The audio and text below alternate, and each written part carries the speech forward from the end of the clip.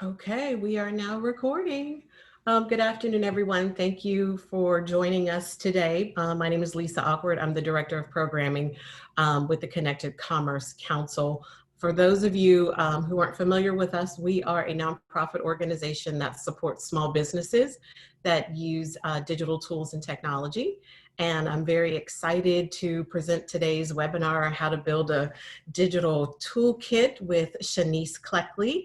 I don't know if many of you have seen some of our videos, but she was recently highlighted as one of our coaches for our digital makeover. If you haven't seen it, please make sure you go to connectedcouncil.org to view that video. But really excited to have Shanice here. Her insight and her wisdom is valuable to small businesses, and I really hope that you all gain a lot out of this presentation. I don't want to take up too much time because I know we're going to have a lot of questions at the end. So I just wanted for a quick housekeeping. If you have any questions for Shanice during this presentation, please put it into the Q&A section. And if you could, in the chat area, that's where you just keep your general discussions. And I'd love to know where you all are tuning in from. So if you can put in the chat and let me know your city and state, I'd love to chat with you.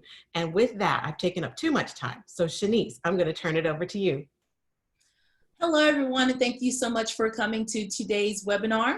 And I'm going to be presenting to you how to build a digital toolkit. So as in any toolkit, there's all kinds of tools in there to help you. So today we're going to be talking about the flexibility tools and how you can use these in order to be more accessible to your clients and to help you with your operations. So let you tell me a little bit about me. So I am a Southerner. I'm from Lexington, South Carolina. So I do say, hey, y'all. I am the founder and CEO of Smart Cookie Coaching, and my digital bestie. Smart Cookie Coaching is a business development firm where we use strategies in order to get to your goals.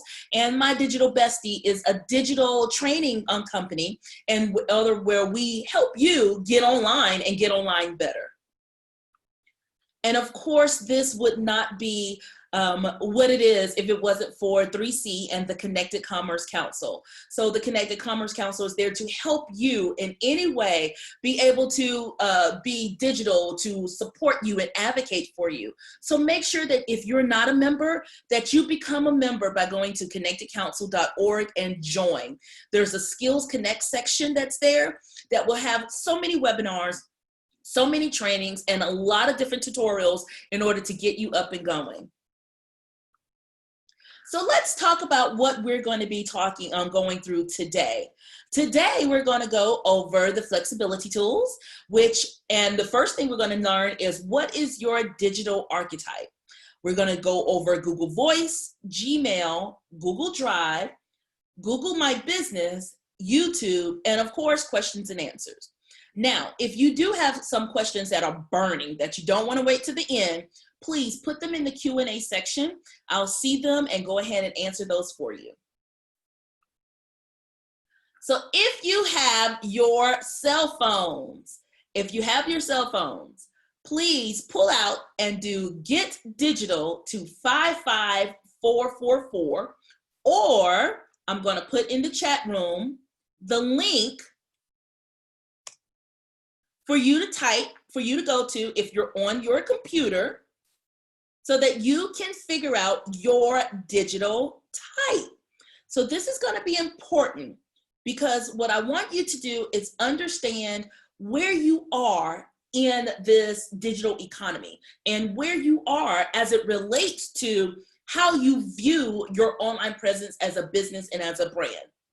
So take about 2 minutes and go ahead and go through the quiz. So you text GETGIGITAL to 55444, or if you see it in the chat room, you can go to bit.ly/digital types. It should take you no more than 10 minutes and you come up with your digital type. Now, not 10 minutes, 2 minutes. And when you come up with your digital type, put it in the chat room so I can see who we have. And I want to see what kind of digital types we have. So just take a couple of minutes and go through that.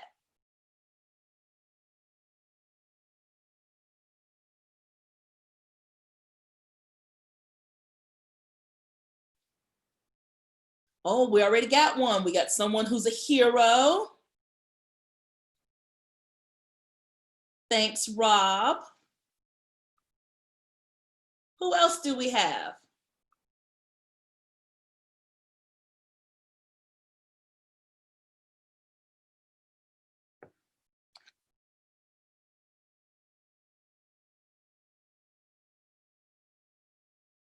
Again, that's get digital to 55444. You can do that on your phone, or you can go to bit.ly, which is bit.ly,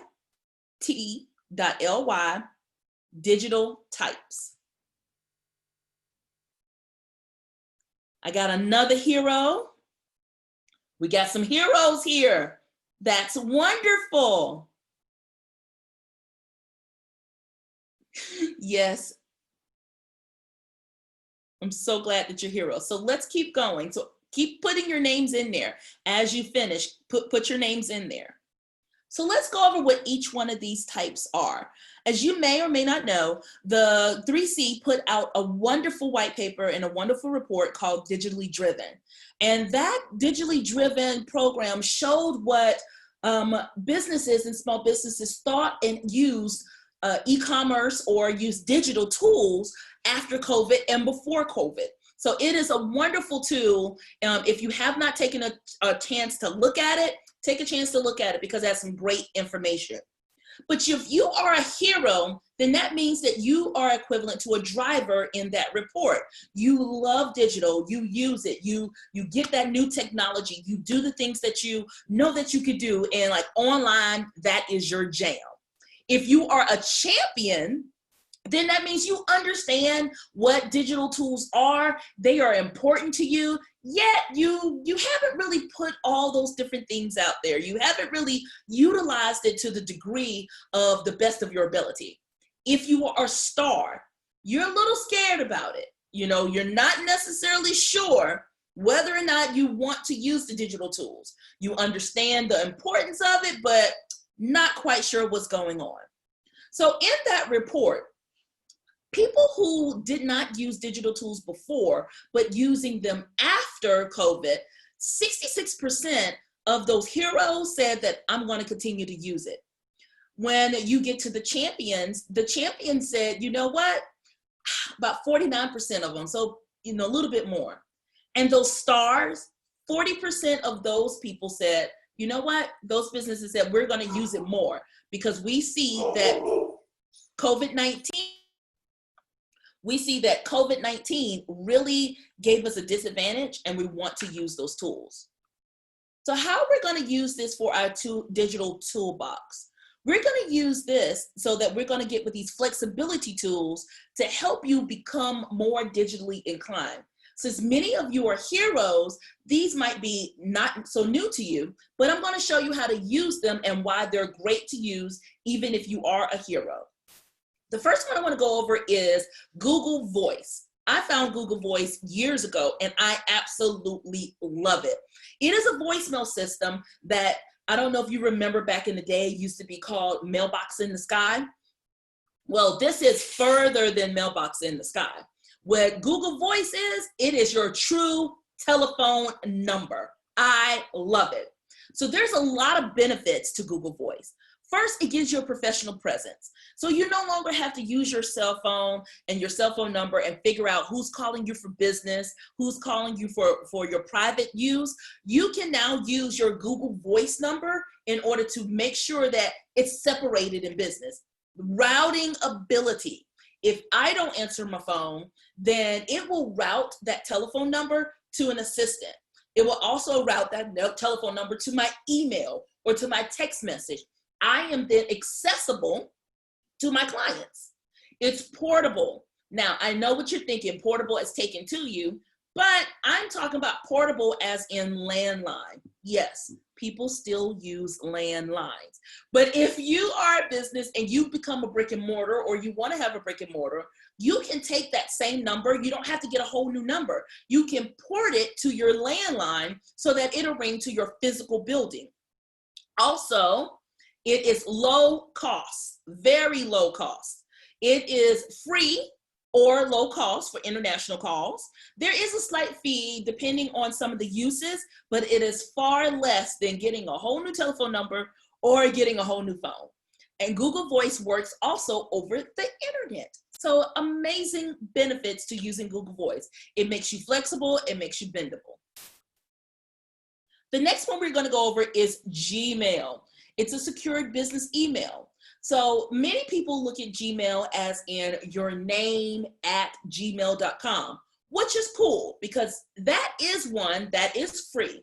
But we're in business, so we must brand ourselves. And one of the things about the Gmail platform is that you can put your company name on the Google platform. For as little as $5 per month, you then can have your name at yourbusinessname.com. So now you're branding yourself on a platform that is on every phone. It's on every computer, of course, because Gmail is everywhere. One of the other great benefits of Gmail, it has a spam filter. So it won't slow you down because you're getting all these different spams that you don't really want. How many of y'all gotten a letter from somebody that says, please send me $1 million? I got that letter. But of course, my Gmail cut it off and said, nope, not going to do it. Then integrations. Gmail works with so many different customer relationship management systems. They work on sales platforms and social platforms. All you have to do is connect them to the integration through maybe a Zapier or even directly connected to you. And it's a seamless process for you to do your work. So one of the tools that I use for my consulting business is called HoneyBook. With HoneyBook, I'm able to use my management system. I'm able to have my customers. I can do workflows, and I also connect my email. So instead of me having going back and forth to a client, an outside email client, I can do it directly through HoneyBook because it is connected through a Gmail platform. Now, Google Drive. Drive has made file sharing indispensable. It is on the cloud. You are synchronizing all your tools, everything. So my Gmail is not only on my desktop, it is on my phone, it is on my laptop, and that Google Drive makes me not have to continue to send all of my files one place or another. So you remember back in the day when we had those thumb drives? I mean, people still use them, and you plugged it into the side, but you know what? Computers, a lot of times now, don't use thumb drives. Also, many people are on mobile devices, phones, not laptops, phones and tablets. There's no place to put a drive. So to put a thumb drive. So what do? You use Google Drive. Google Drive is secure, so you can put level access. If I only want you to see it, if I only want you to just look at it, if I want to make it public, any of those things, that security access is on there. I can collaborate with my team. I will put the name of the team member who I have on a particular file, what they need to do with it. It does my comments. It shows everything that I need to do. And we're collaborating. Instead of having to email back and forth, we have one file that we all are utilizing and truly collaborating on the updates. Then we have syncing ability. Again, like I told you before, I can go across multiple devices. I have a phone. I actually have 2 phones. And can you imagine how cumbersome that is to have to share the files instead of having it come through? So with the syncing ability of Google Drive, I'm able to share any of those files directly across the platforms. And it is free. Got it? Free. But it's only free up to 15 megabytes. After that, you got to get your own. So now let's go to Google My Business. I know you've had some Google workshops if you've participated in these webinars for 3C, and Google My Business is one of my favorites. This is how you can get seen online quickly. You ever go and you put a search in and you put a business in and you want to know exactly where they're located, and you see this little side panel that says the business name, their hours of operation, any of those all that kind of good stuff that you need in order to know whether or not you're going to that business? That's Google My Business. It helps get you on the map. If you have a physical location, what better way to get customers to come to you than to use Google My Business? You go and you claim the profile under Google, under business.google.com, and then you can start filling out the information and get on the map. You also show up on local searches. I have many times put in that I'm looking for a Thai restaurant, and I put the words near me, or it pops up. If you have a Google My Business tool, then you're able, and profile, you're able to then be right there and say, there's a Thai restaurant in Lexington, South Carolina. Shanice, come visit me. I say, sure, I will. Reviews. How many times have you gone somewhere because you have great word of mouth? This word of mouth is wonderful because it's across the entire Google platform. You can get star ratings, you can answer, people can leave a review that you had the best ever food that is available. Can you tell that I'm hungry? But yes, those reviews are wonderful for business. And of course, low cost, because why?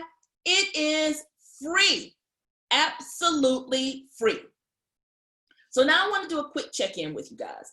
I've been talking for about 15, 20 minutes, and we've gone through several different Google tools. I wanted to see how you guys are doing with that.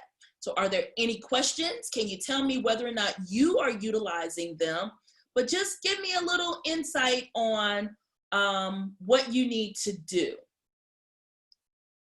So I do see a comment that is in the chat room that says that if you need to scale and get larger, that the Google Drive and Dropbox, which is expensive, can be burdensome, and SharePoint is cheaper, and it is better than the Google Drive though. I understand.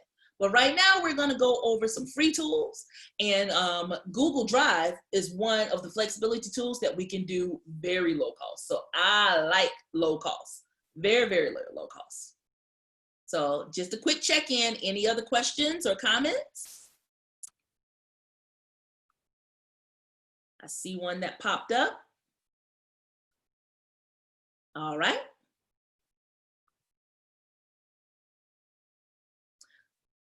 All right. So Google My Business is not only for a physical location, but if you want to use Google My Business for your services organization, that's just fine. Just do not put your address. So as a physical location, you would click so people can put you on the map. So Google My Business is not a backup. It is actually a part of your plan. So the question is, should I have a backup Google My Business? No, just go ahead and do a Google My Business based on your physical location and say that you sell nationwide. So you want it for those local customers who say, hey, is there a particular store that's around the corner? But there's a spot on there where you can choose who you sell to and the areas you sell to. And that's when keywords come in. And you can put nationwide, US, different areas, and that way you're still seen, regardless of whether you're global or you are local. You should always claim your Google profile on Google My Business, because that's one more step to you having a footprint digitally. And the more footprints that you have, the more that you can control the narrative about your business. All right, let's go to the next thing, YouTube. So I wanted to give you an example of how you can use YouTube in order to enhance your business. As you know, I am a business development coach. So I use YouTube in order to help my clients have these quick little things about how you can solve a problem. So I started a series called 3 Tips. And what 3 Tips does is it says, you know, these are 3 quick tips that you can use in order to solve whatever.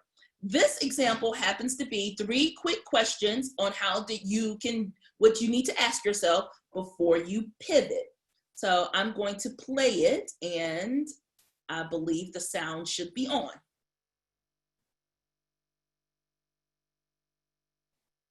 Hi, this is Shanice Cleckley with Smart Cookie Coaching with 3 tips, actually 3 questions you should ask yourself before you pivot. Pivot is a word that we've been using recently for the pandemic. Many companies have had to change their business model or the way that they do business in order to accommodate bringing business in and their customer. So ask yourself these 3 questions before and after you pivot. Number 1, does this pivot make your customer experience better? We're making sure that we're serving the client better and that your employees are getting better. So if you're making a change and you're making the change for the better, then maybe you do need to pivot. Question number 2 is, are you making a course correction, or do you just need to exit the current business? This may not be a model that is best for you and your lifestyle right now.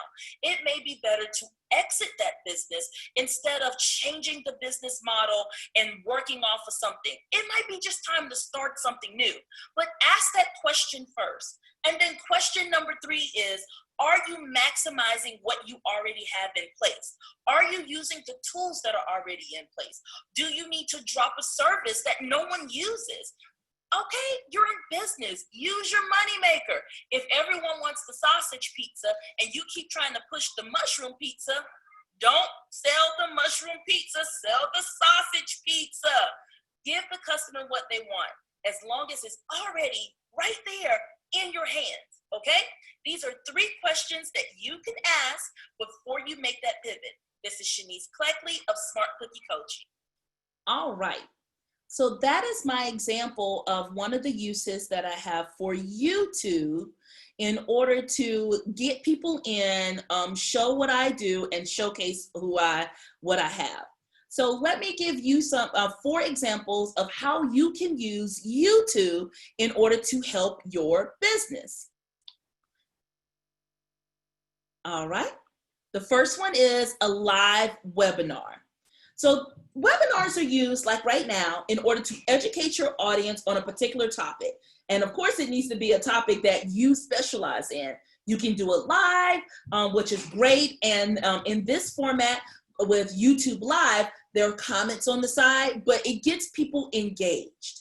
You can also do tutorials. So you can show the customer step by step how to use your product. If you have a beauty product, you want to show them, hey, put it on here, do there. But you're getting them engaged again. The purpose of YouTube is engagement, not just entertainment, but engagement.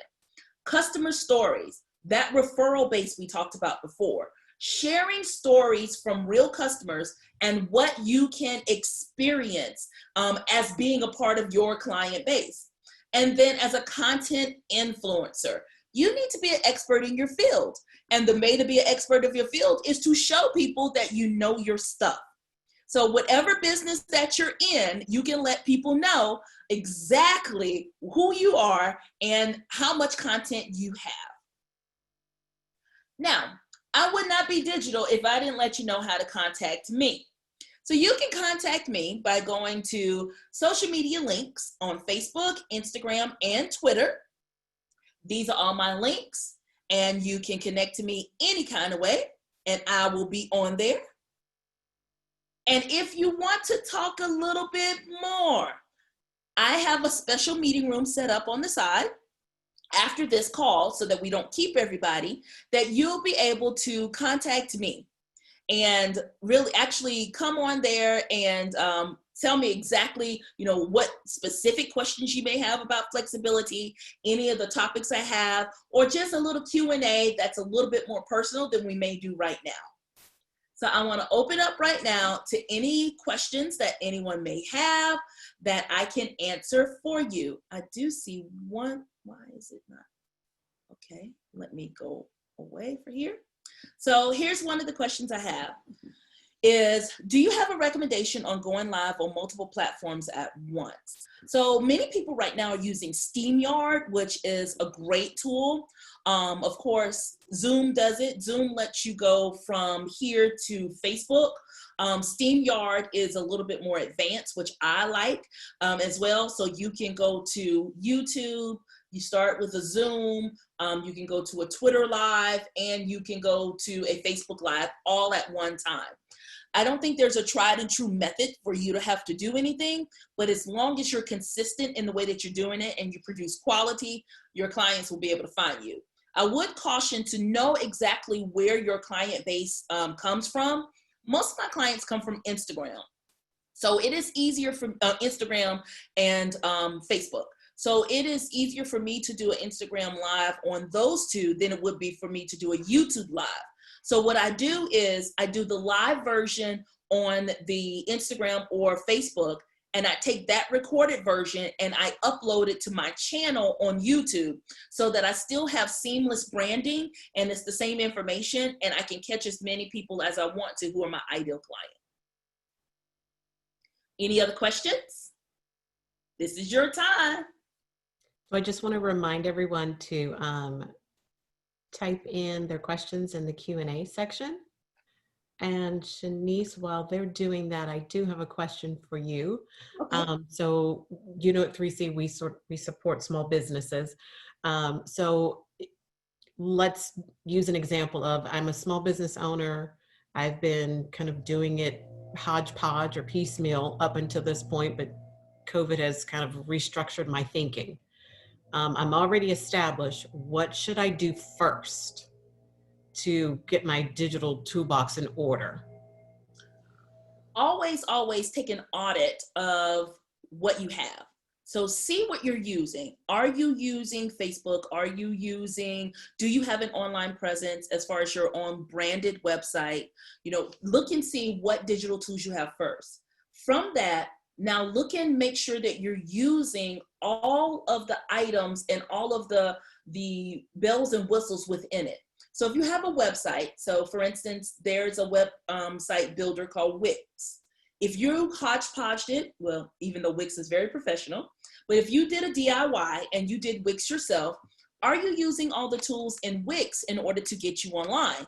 They have a wonderful way for you to do search engine optimization, where you don't have to pay anybody. It has a tutorial for you to go in and make sure you have the right keywords on there.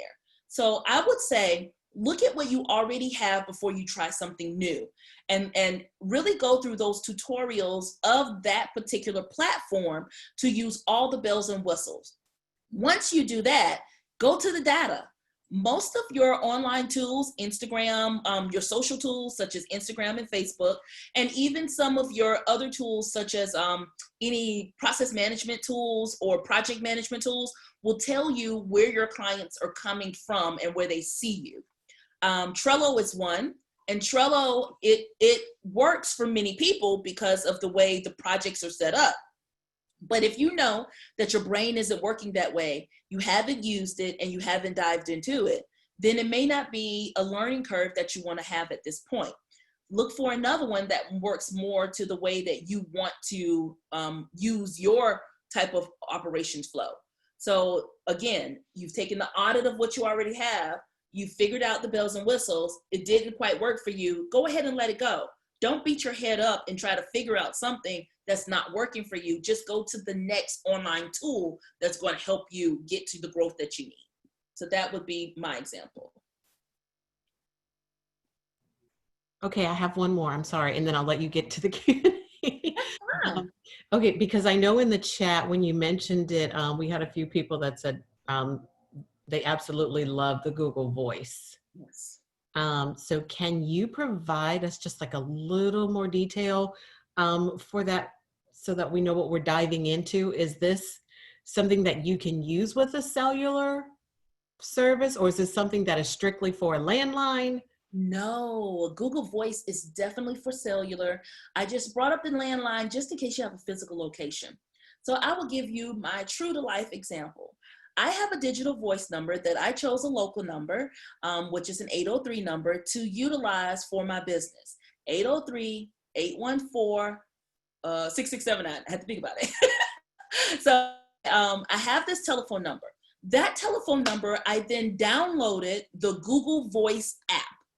That Google Voice app is on my phone, and whenever my phone rings, it goes through the app. You can also set up to where, like, I want to have a seamless customer experience. So in Google Voice, you can make it where it's not announceable. One of the things that happens is when someone calls your Google Voice number, it may say, please hold while we find your Google Voice subscriber. I didn't really want that because I didn't want people to know that it was looking for me, or I wanted a better customer experience. So I unchecked that box and I placed it in the box that says, only display my number when someone calls my Google Voice number. I then saved my number, my Google Voice number in my phone as a contact. So whenever my phone number rings and it says my business, Smart Cookie Coaching, I can answer the phone, thank you for calling Smart Cookie Coaching. My clients don't know if I'm here, if I'm in Aruba, or if I'm somewhere else, because all they know is they called a number and someone for Smart Cookie Coaching answered the phone. So that's one of the tricks and the great things about Google Voice that allows you to be able to, keep it separate and use with a cellular.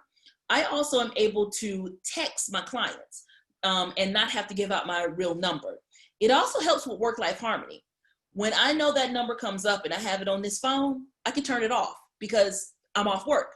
I don't want anybody to answer me. I don't want to get a call at 8 o'clock at night. If they call that number 8 o'clock at night, with my Google Voice number, I know that I don't need to answer it because it's work and we're closed.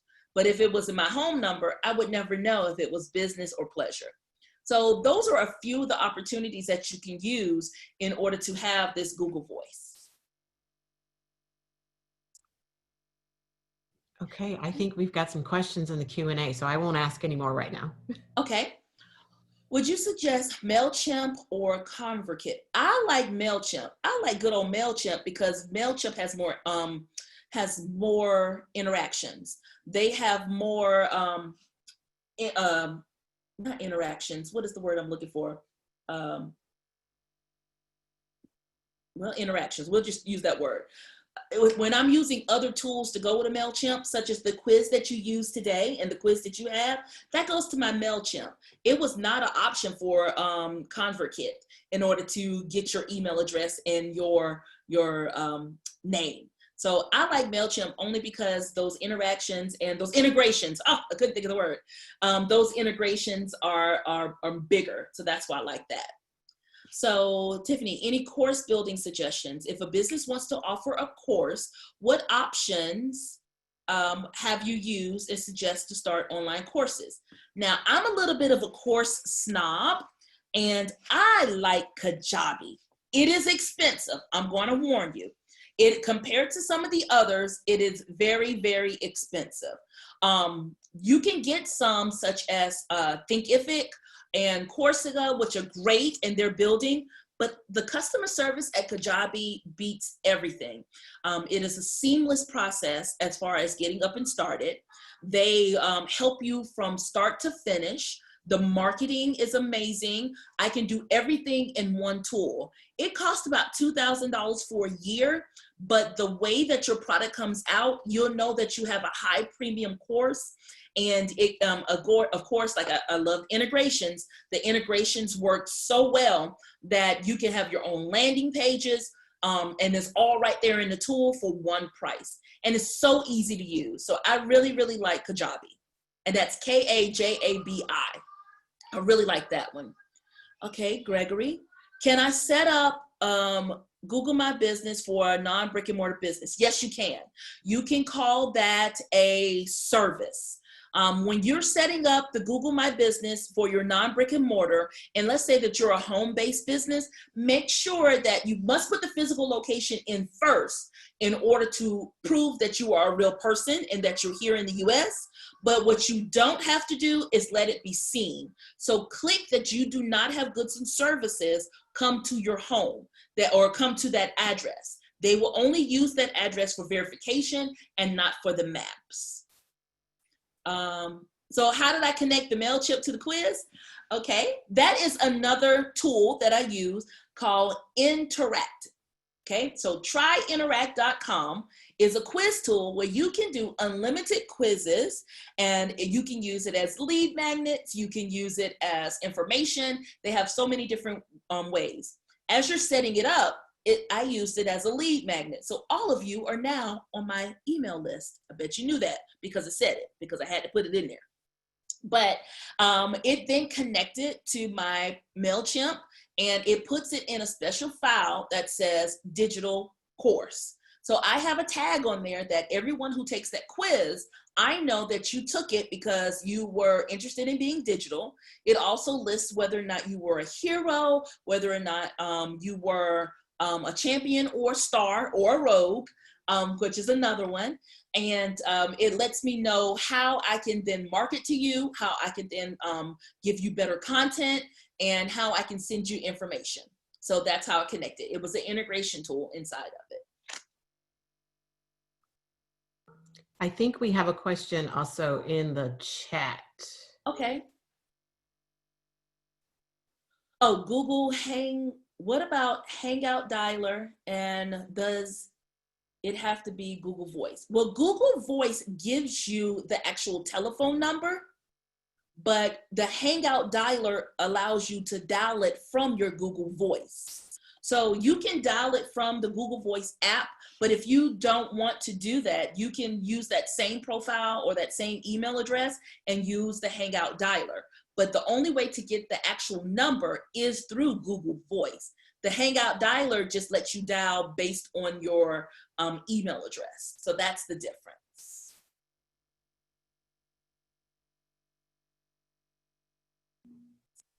Anybody else? I think that's all we have in the chat section. Feel free to continue to post questions in the Q&A. But Shanice, if I can just ask you to post the slide one more time, since you are committing to answer and address some personal, private related questions for small businesses on a different platform. So you all just make sure that you take note of this and capture Shanice while you have her during this time, because this is a free service where others would pay for for her consulting fees. So please take advantage of that. And I think, unless we have any other questions, I just want to thank you all for being a part of this webinar. Oh, wait a minute. We do have one more.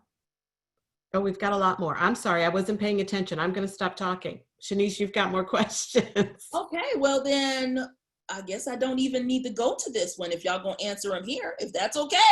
If that's okay with y'all, then I'll answer them him. If that's okay with Lisa, I don't know what you have on this line. That's fine. I think this could benefit everyone, so we can keep going. Okay, great. What do I charge for services? Accept that question. Accept that question. Let me give you a connection.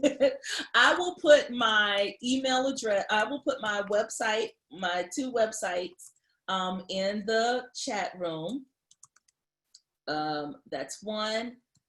And for digital services, oh, I missed one question. Hold on.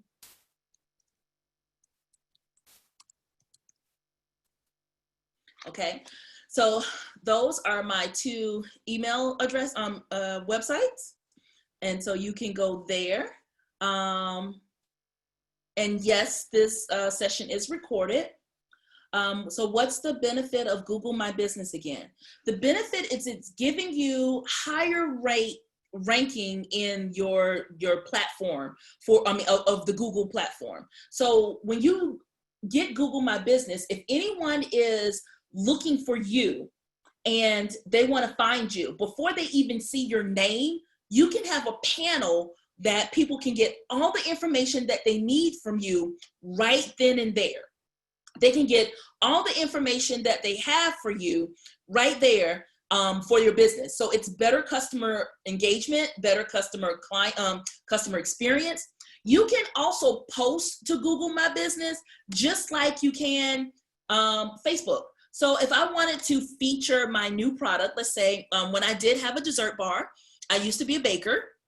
And when I did have a dessert bar, I would post like the cake of the day or the cake of the week on my Google My Business. I would put it up and say, this is the featured cake for the week, and pull it up right there, and bam, people can see it before they even get to my webpage. So it's another footprint right there on Google for free. So they get to you quicker. And also, would I suggest any tools in making the course, any camera applications? So as far as making your course, I would say turn your house or wherever you're going to do it into a studio. So I am in my office, which I call my money space. And in my money space, I have a couple of things. I'm lit up right now because I have a ring light. Behind me, which you really can't see, if you see that bar right there, that goes across because I have a green screen that can go behind me. And I can use any kind of virtual background, or I can use any kind of screen when I do any of my videos. So the video that I showed you guys for 3 tips was a virtual one that I really recorded myself through Zoom because I liked that virtual background. And so I did it up in Zoom, and I actually recorded myself doing that in Zoom. I also have umbrella lights. So you see that right there. So I have 2 umbrella lights. So if I'm at night, because I am a mom and my house gets really loud, so you probably heard the dog barking and the kid running around. So at times, the only time that I can do recordings is at night. And so I wanted it to be well lit and appear to be daytime. So I have these umbrella lights that I put on that are strategically placed to give me better lighting. I have my ring light that goes in 3 different settings, depending on what the light is, of how warm I want it to be and how cool I want it to be.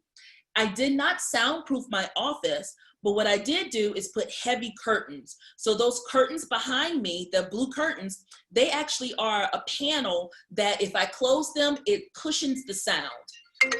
And then I also have a great microphone. So my microphone that you've been listening to me is further away, but it does help with my sound, that popping sound, and it's better than just regular using a microphone there. I do use headphones when I'm editing, but I don't typically do them when I have them on. But those are some of the things that I would suggest in order for you to get started. And a camera. I'm going to be upgrading my camera, but I use for my recordings, if I'm using a camera, I have a Samsung Note 9. And this has an amazing camera. And so does the Samsung, the new one. I've heard that camera is amazing. The Note 20 or 10, 20, 10. Oh, it's 20. And then I also have an Apple iPhone 11 that I use for picture taking and resolution. But I will one day upgrade to that handy dandy camera, the Canon. So I do want one of those. And Michael here says that there's an app called XSplit VCam that lets you blur the background and replace certain things. And it creates a fake web camera on your drive so that you can select the video input. So any of those cameras work well, just as long as you have a good camera. Oh, and I see another question I did not answer. How did I set up, my digital types? I will put it in the chat room. It's called tryinteract.com. And that way you can choose any kind of quizzes or that you want to use as a template, and they will allow you to, brand it. They will allow you to use unlimited quizzes in order for you to make one that's yours and use it as a lead magnet or information. Any other questions? I think we have them all. Oh, we've got one more that just popped up. Virtual recording. Oh, without showing my face? I do that with, what's this called? Zoom. if you take yourself off camera, then you don't show your face. So on my courses that I've recorded, you don't see my face. You only see me utilizing the screen like I did today, but my face won't be up there. I've minimized myself and you don't see myself. So that's what I use because it was cheap and it's, you know, easy and the quality is amazing. And I saw a Q&A, other uses for MailChimp. Well, MailChimp is specifically for customer management. So they have a ton of uses, emails, broadcasting, segmenting people out. But it is basically a total customer management system. It started out as just an email system, but they have a ton of different marketing tools that you can use.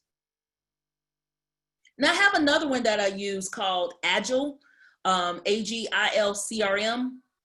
And Agile is great, but I've used it for the past year, yet it's not giving me exactly what I need. So I switch back and forth when my business changes. So as my business changes, I change my digital tools to match that business. So I just wanted to share, I mean, you've given us a lot of tips over the last few minutes. And I know as small business owners, we're all at different stages, but I think it's important to know that a lot of the tools that Shanice has shared with us today, they are free tools. So you can go in and test them and find out what's best for your business, which platforms work best for you. And this is a good way for you to try it out without all of the added cost and long-term commitments. So I encourage you to, I know we've got a lot of things going on in the chat with the different links and so forth. So, but I encourage you all to please just take some time to kind of play around with some of these platforms and then add those to your digital toolbox to help run your business more efficiently. So Shanice, I just wanted to say thank you to you because I have a list here of some of the things that I really wasn't aware of. So thank you for sharing that. And for those of you who are really considering using video, I think she made a very good point about the curtains and the soundproof curtains if you're going to be doing this from your home office or so. If you all have noticed in this space, I went very dark because as the webinar started, every landscaper in America has come by my house to either use their blower, their mower, or whatever, and the teenage kid who likes to play loud music. So as you're doing your virtual events, be mindful, especially now that we're all working at home, that your house may be perfectly quiet, but you also have to take into account of what may be happening outside that other people can hear. Yes, I'm sorry, guys. I did not put my correct email address.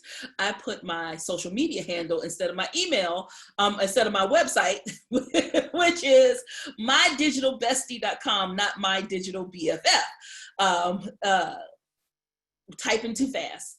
I wanted my digital BFF and it didn't happen, but that's okay. So the company is My Digital Bestie, and that is the handle. So I do apologize for putting my own incorrect website. We've all done it. Thank you.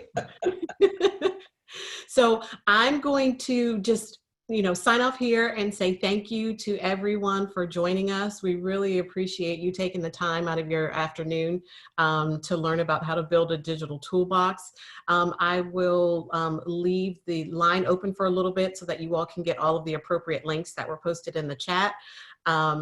So feel free to copy those. Shanice, thank you so very much for your time. We really appreciate it. And for those who are not familiar with the Connected Commerce Council, please take a minute to visit our site at connectedcouncil.org. I'll also put that in the chat. We have a lot of training videos, tutorials, as Shanice mentioned, in our member portal. So please take a minute to also view that. And with that, I will say thank you very much and have a great afternoon, everyone. Bye.